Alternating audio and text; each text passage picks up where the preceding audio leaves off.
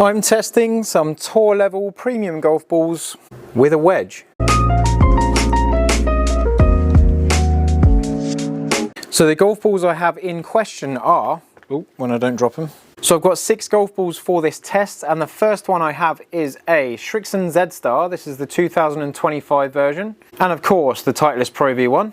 Taylormade TP5. Now this is the 2024 version, but I haven't seen the 2025 yet. And a PXG XTREME Tour.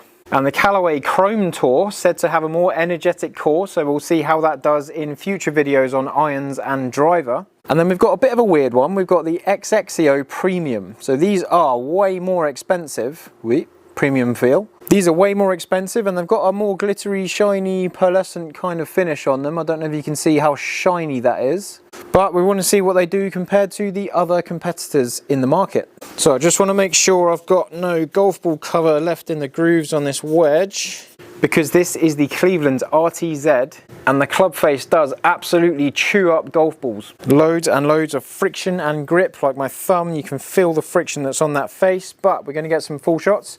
I don't often hit a full 60 on the golf course, but I need to know how far it goes in case I get in a scenario where I've missed the hole and I've got to go over some trees. But I want to see what the different heights are on these full shots.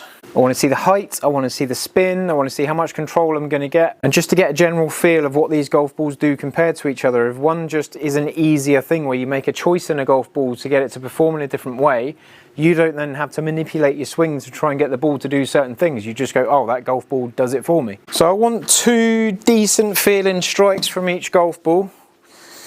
So I might have to delete the odd one out just to give it a fair test. Like that one, that's an absolute drop kick. Drop and stop though. So first swing of the day, yes, it got a bit high on the face, but I've hit the ground so hard the ball's risen up the face. But you can see how much golf ball gets left on there. And we pay more money for these premium golf balls because of their urethane covers, which interacts with your grooves more because it's a softer material.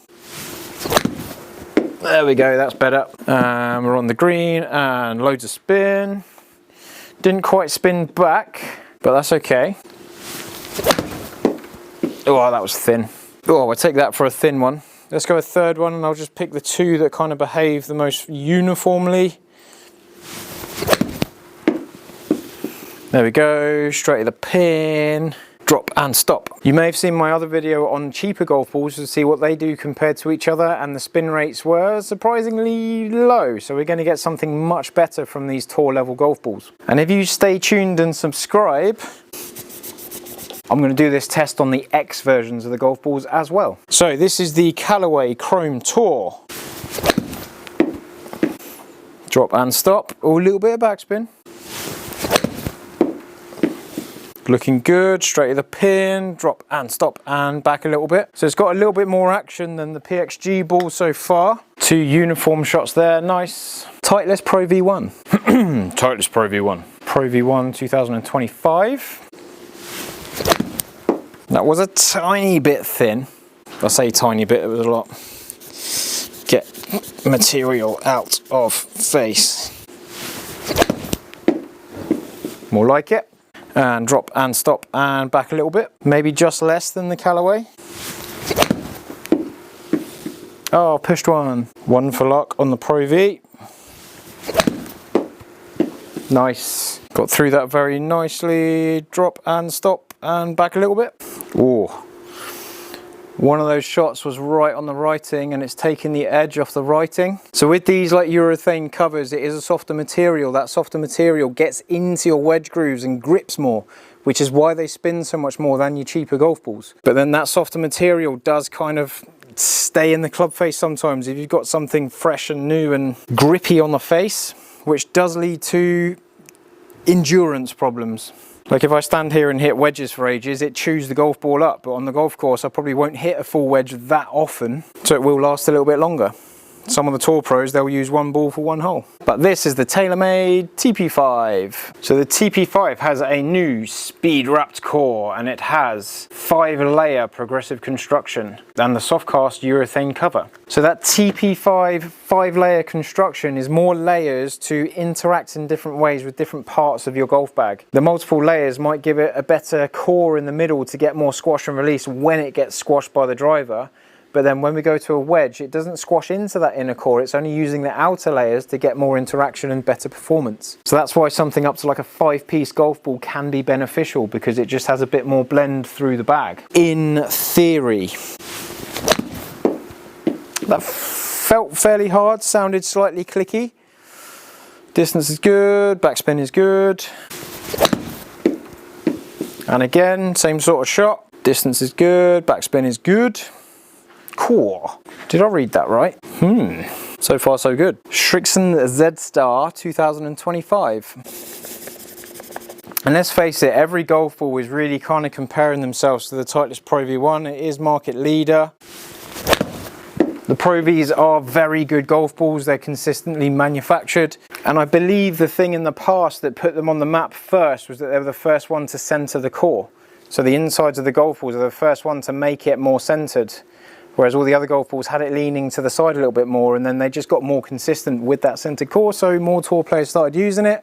And that naturally feeds down into the amateur game, because you go, oh, the tour players use it, so it must be good. But times have moved on since then. And there are a lot of good golf balls in the market. Good strike, and drop and stop. A new little bit of backspin, cool. Ooh, that's nice. So that was quite a healthy number on the Z Star. We've got 2 good ones in there, but the Z Star from previous testing doesn't spin as much as the XV or the Srixon Z Star Diamond, but I'm rather impressed with what it did just then. And let's go for this super shiny golden coloured, and it must be good. It's more expensive. I don't know what these are a dozen, but I think it's about 60 quid. So about £60 a dozen. You're paying a lot of money for these golf balls. Let's see how they hold up. Let's try and go a bit of a goldy colour. Now, XXIO are part of the Srixon Cleveland family, but these golf balls are from Japan, from this particular sleeve. Just want to say thanks to Adam for getting hold of these, but they've all got the Japanese writing on them. But you can get them in the UK, but we've got a super sexy version of it here. Well, that felt different. Seemed to pop up a bit higher. We'll have a look at the data in a bit, and it hasn't spun back. Ooh, okay. That's a bit different. Ooh, okay. It's covered a bigger surface area on the club face, so the ball has squashed into the face and squashed and risen up a bit more. The other ones, maybe that felt a lot softer. The other ones that are harder, maybe just they cover a bit of a smaller area. Because they're hard, they don't move. When it's soft, it can rise up a bit more in terms of how it squashes on the face, but that definitely was different. It did feel delightful. Now, I would tell you what the compression on the ball is, but it's written in Japanese. Good yardage and just releasing out, so the spin is very different. Okay, I don't need to hit another one of them because it's done the same thing twice. Let's have a look at the list. I do have a tear in the screen that I need to sort out. I need to take the screen off and move it around. But let's have a look at the list here. We have 4 in there. Launch angle's all about the same. That launch angle was different, so you can go away. That basically did the same thing twice. Good, good. There's a scruffy shot in there, so I'm just taking out a few. Okay, so peak heights, we've got 86 on the Z Star. We've got 82, if you can see that, if I scroll a little bit. 82 Pro V1. We've got 80 on the TP5, 86 on the Chrome Tour, 83 on the PXG XTREME, and 98 on the XXIO. So it did pop up higher.